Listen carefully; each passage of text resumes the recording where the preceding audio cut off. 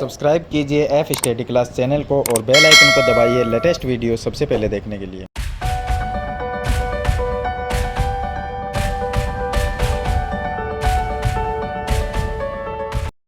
Hello students, आज इस video में हम क्वेश्चन नंबर 7 से शुरू करेंगे। पीछे की वीडियो में मैंने आपको क्वेश्चन नंबर 6 तक बता दिए थे। तो ये प्रश्नावली 3.3 के हैं। तो यहाँ पर देखिए क्वेश्चन नंबर 7 में, इसमें देखिए दिया गया है कि HOPE एक समांतर चतुर्भुज है।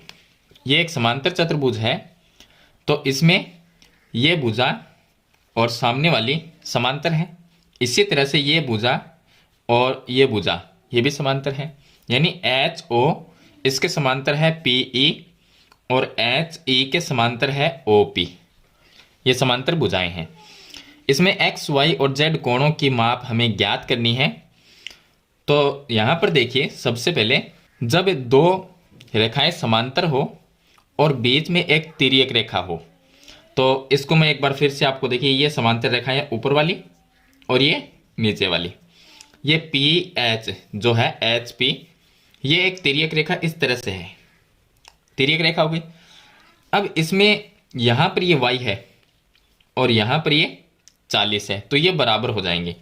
देखिए अगर इसको इस तरह से मिला दिया जाए, इस तरह से, तो यहाँ पर जो कोण बनता है और ये नीचे की तरफ है इस तरह से, यहाँ पर ये इस तरह से कोण है, तो ये बन गया। देखिए जेड की आकृति बन गई इस तरह से, जेड की आकृति बन गई। तो ये दोनों कोण हैं वो कोण बराबर होते हैं, जिसको हम एकांतर कोण कहते हैं। तो यहाँ पर ये 40 और y बराबर हो, देखिए यहाँ से ये z बन रहा है इस तरह से, इस तरह से z क्या करती है, तो y बराबर 40 हो जाएगा क्योंकि ये एकांतर कोण है। और z और यहाँ पर ये कोण भी बराबर होगा, लेकिन इस कोण की हमें कोई ज़रूरत नहीं है। तो पहले हम y का मान ज्ञात कर लेंगे। तो यहाँ पर हम ये लिख सकते हैं कि EP या HO समांतर है EP, ये समांतर है, और साथ में PH ये एक तिर्यक रेखा है तथा PH एक तिर्यक रेखा है।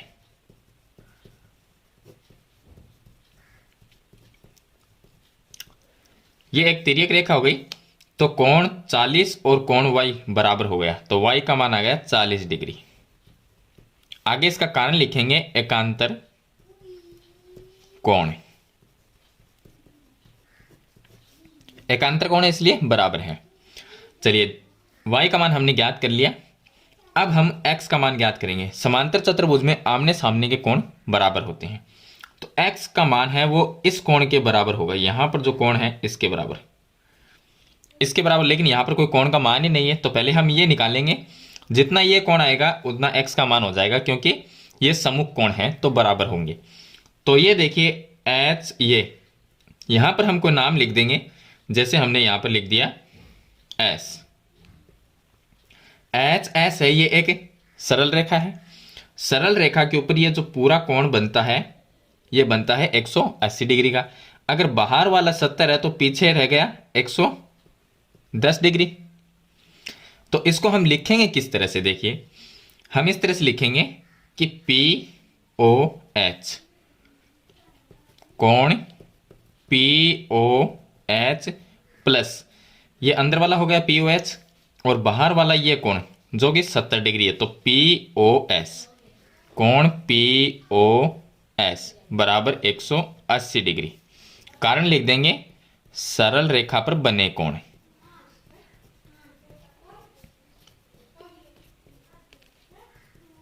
सरल रेखा पे जो कोण बनता है वो 180 डिग्री का होता है। चलिए POH, जो POH ये अंदर वाला कोण है, इसका मान तो नहीं है, ये तो मैंने आपको बताया 110 डिग्री ही आएगा। और बाहर वाला जो है इसका 70 हमें क्वेश्चन में दिया गया है, तो POH की जगह हम लिख देंगे POH प्लस में इसकी जगह POS ये है 70 डिग्री, 70 बराबर में 180 डिग्री। 70 को इस साइड में लेके आएंगे, माइनस में 70 हो जाएगा, तो कोण POH बराबर 180 में से 70 को माइनस कर देंगे, तो पीछे कोण POH इसका मान आ जाएगा 110 डिग्री। यानी ये कोण है 110 डिग्री। ये कोण और ये कोण बराबर होगा, तो हम लिख देंगे कोण x बराबर 110 डिग्री।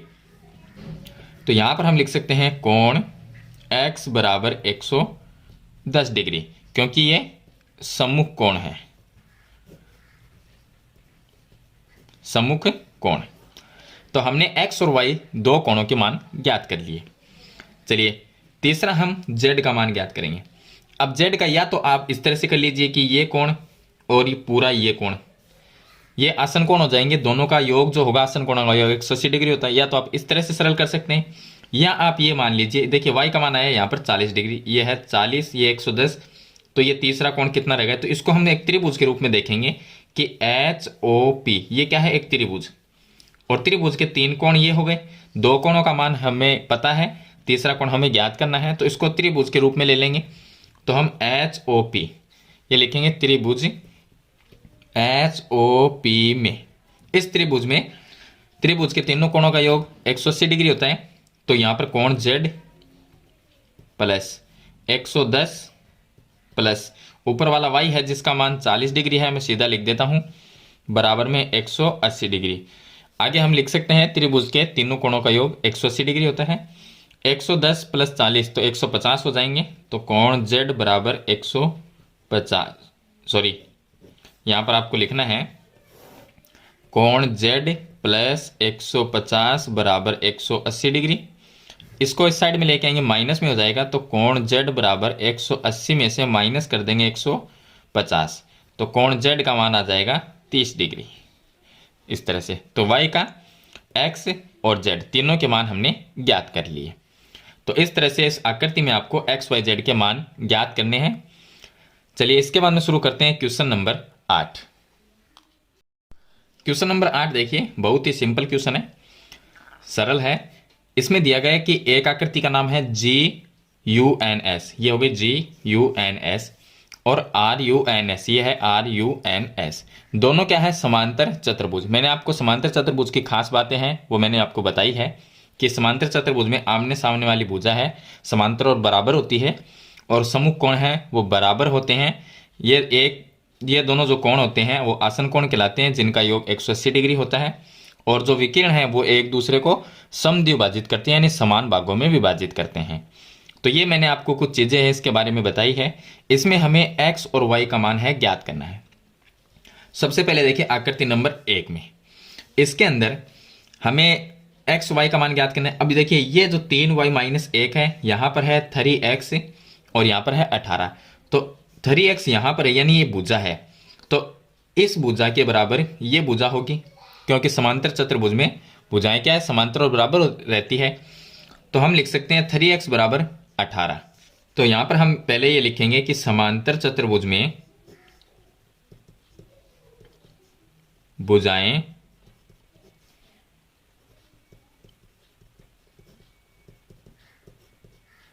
बराबर होती है। अब इसके अंदर ये भुजा है GS, तो GS इसके बराबर होगी UN। अब GS का जो मान है वो है 3x, और बराबर में UN का जो मान है वो है 18। तो x का मान निकाल लेंगे, यहाँ से 3 है वो इसके भाग में आ जाएगा, तो x बराबर 18/3। तो x का मान 18 में 3 का भाग जाएगा 6 बार। यहाँ पर दी गई लंबाई सेंटीमीटर में है, तो इसके आगे सेंटीमीटर लगा देंगे। ये आ गया x का मान। इसी में y का मान ज्ञात करेंगे। चलिए अब देखिए ये है GU, तो GU इसके बराबर वाली भुजा SN हो जाएगी। अब GU का जो मान है वो है 3y माइनस 1, बराबर में लिख देंगे, ऊपर वाले है 26, ये जो माइनस 1 है वो इस साइड में आके प्लस में हो जाएगा, तो 3y बराबर 26 प्लस 1, तो 3y बराबर 27 हो जाएगा, और ये 3 है वो भाग में आ जाएगा, तो y बराबर 27/3, तो y का मान आ जाएगा 9। इसके आगे भी सेंटीमीटर लगा देंगे। तो x और y का मान हमने आकृति नंबर 1 में ज्ञात कर लिया। अब देखिए आकृति नंबर 2। आकृति नंबर 2 में ये जो विकिरण है, मान इनके अंदर दिए गए हैं, भुजाओं में तो मान है नहीं, तो विकिरण है वो एक दूसरे को समद्विभाजित करते हैं। ये बात हम यहाँ पर लिखेंगे कि समांतर चतुर्भुज के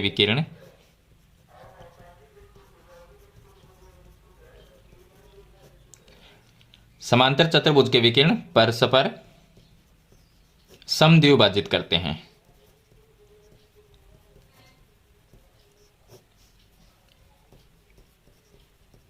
इसका मतलब ये हुआ कि यहाँ पर हम बिंदु ले लेते हैं ओ ले लिया। अब देखिए यहाँ से हमें ज्ञात करना है एक्स और वाई का मान। पहले देखिए एक्स वाई, यहाँ पर एक्स प्लस वाई है तो दोनों चीज़ दी गई है एक्स और वाई, तो यहाँ से तो हम डायरेक्ट ज्ञात नहीं कर सकते, तो पहले हम ये लेंगे ओ यू, इसके बराबर हो जाएगा ओ एस। अब ओ यू का मान है वाई प्लस 7, तो ये लिख देंगे वाई प्लस 7 बराबर ओ एस का मान है 20। ये 7 है प्लस में, तो इस साइड में माइनस में हो जाएगा, y बराबर 20 माइनस 7, तो y का मान आ जाएगा 13। x का मान ज्ञात करेंगे तो यहाँ पर देखिए ये लेंगे ओ आर और बराबर ओ एन, ओ आर बराबर ओ एन, ये हो गए। ओ आर का मान है 16, तो यहाँ पर हमने, चलिए इसको सही तरीके से लिखते हैं, पहले ये लिख लेंगे x प्लस वाई, तो हमने लिखा x प्लस वाई बराबर यहाँ पर है 16, y का मान है वो यहाँ से 13 है वो लिख देंगे, तो x प्लस 13 बराबर 16, ये 13 है इस साइड में आ जाएगा, तो x बराबर 16 माइनस 13, तो x का मान आ जाएगा 3। यहाँ पर y का मान 13 है, x का मान 3 है, तो आकृति नंबर 1 और 2 में हमने x और y का मान ज्ञात कर लिया। चलिए इसके बाद में शुरू करते हैं क्वेश्चन नंबर 9। अब देखिए क्वेश्चन नंबर 9, इसमें दिया गया है कि दी गई आकृति आर आई एस के, तो ये हो गया आर आई एस के, ये हो गई, और दूसरी सी एल यू ई, ये हो गया सी एल यू ई, दोनों समांतर चतुर्भुज इसमें, तो समांतर दोनों समांतर चतुर्भुज है। एक्स का मान हमें ज्ञात करना है, एक्स यहाँ पर जो एक्स है इसका मान ज्ञात करना है कि यहाँ पर ये कौन है, एक्स का मान कितना आएगा। तो देखिए यहाँ पर जो हमारे पास में चतुर्भुज है, समांतर चतुर्भुज, उन दोनों को इस तरह से मिला दिया कि इसका जो कॉर्नर है वो इसके अंदर आ गया और इसका कॉर्नर है वो इसके अंदर आ गया, तो यहाँ पर ये कोण एक्स रह गया, तो इस एक्स का मान हमें ज्ञात करना है।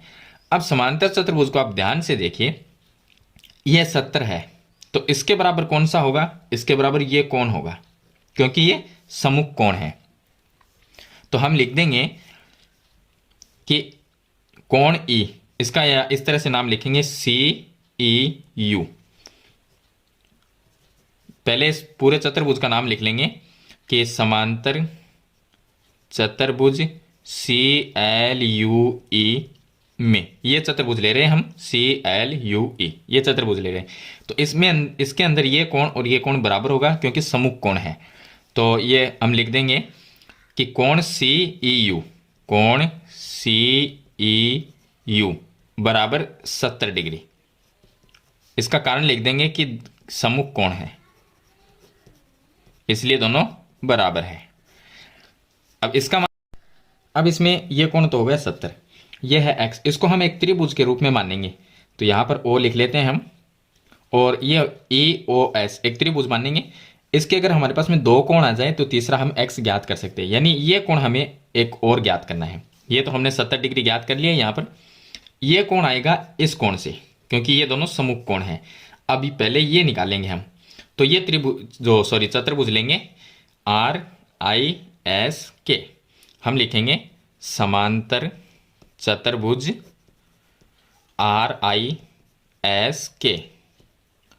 इस चतुर्भुज के अंदर कोण के और आर, ये दोनों क्या है, आसन कोण हो जाएंगे, तो कोण के प्लस कोण आर, इनका योग होगा 180 डिग्री। आगे हम लिखेंगे कि दोनों ही आसन कोण है, इसलिए आसन कोणों का जो योग है वो 180 डिग्री होगा।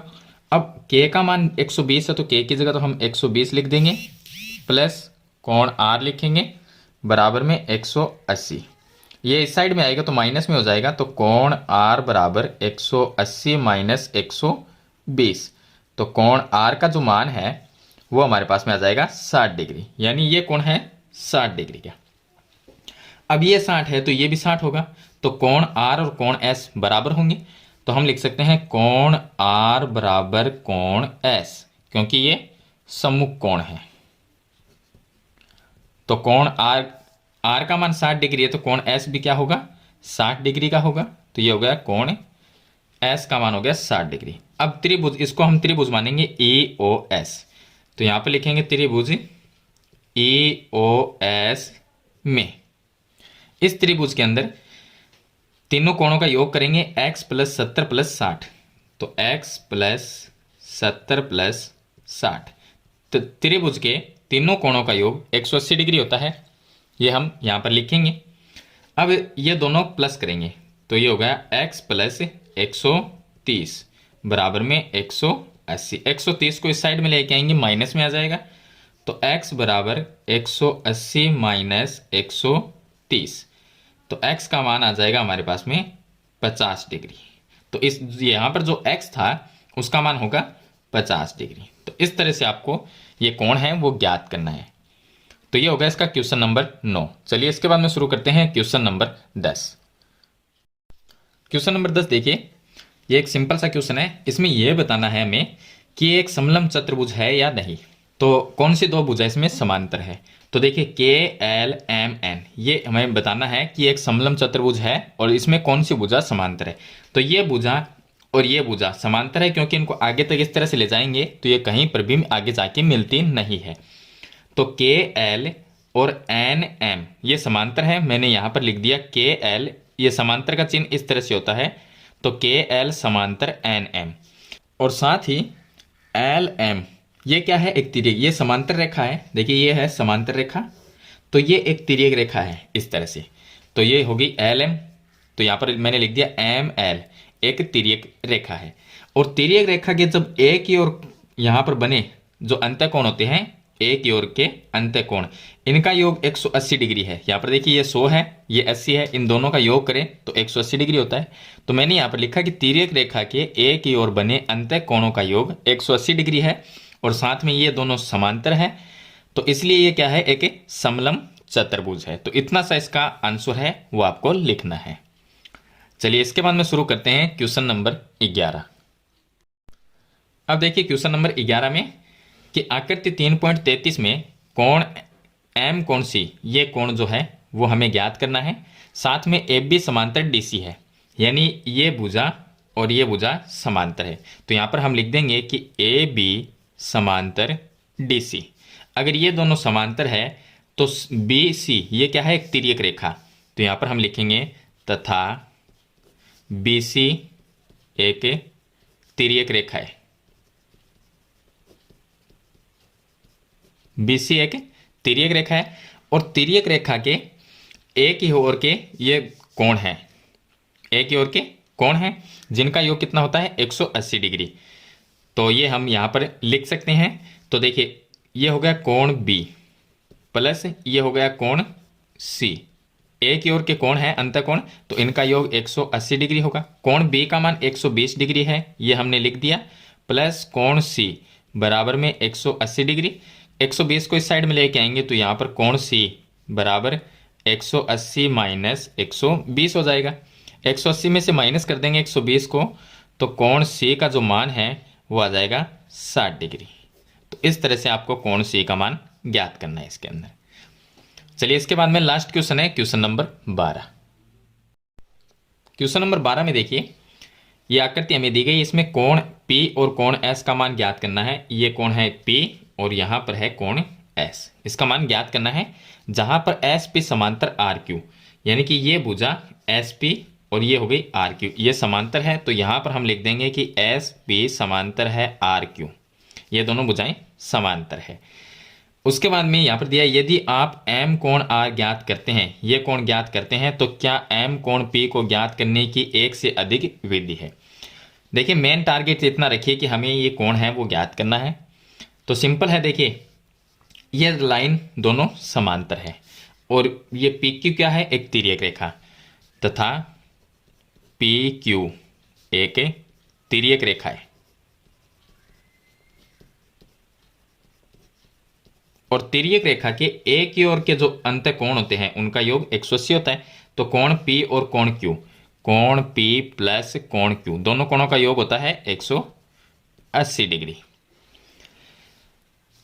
तो यहां पर हम इसका कारण लिख सकते हैं कि तिर्यक रेखा के एक ही ओर के अंतःकोण,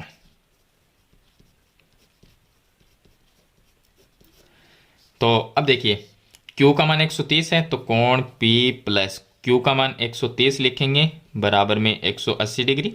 130 को इस साइड में लेके आएंगे तो कोण P बराबर 180 माइनस 130, तो कोण P बराबर माइनस कर देंगे तो पीछे आ गया 50 डिग्री। कोण P का मान होगा यहाँ पर इसका 50 हो गया। यहाँ पर इसका याद करना है, अगर ये 90 है तो ये 90 हो जाएगा अपने आप ही, क्योंकि ये 90 है तो 180 में से माइनस करेंगे तो ये 90 रहेगा। तो इसी प्रकार हम लिखेंगे, इसी प्रकार कोण R ये है 90 डिग्री। कोण R अगर 90 डिग्री है तो कोण S भी 90 ही होगा। तो ये इसका आंसर हो जाएगा। तो इस तरह से ये दो कोण आपको याद करने। तो ये हो गया इसका क्वेश्चन नंबर 12, जो कि लास्ट क्वेश्चन है प्रश्नावली 3.3 में। इस वीडियो में मैंने आपको 12 तक के क्वेश्चन बताए हैं। अगर ये क्वेश्चन आपको अच्छे लगे तो इस वीडियो को लाइक और शेयर जरूर कर देना, और इस चैनल पे आप नए हैं तो सब्सक्राइब जरूर करना, साथ में बेल आइकन का बटन जरूर दबाना, ताकि ऐसी ही नई वीडियो की नोटिफिकेशन है वो आपको सबसे पहले मिल सके। तो आज की वीडियो में इतना ही, मिलते हैं एक नई वीडियो नए क्वेश्चन के साथ, तब तक के लिए थैंक यू।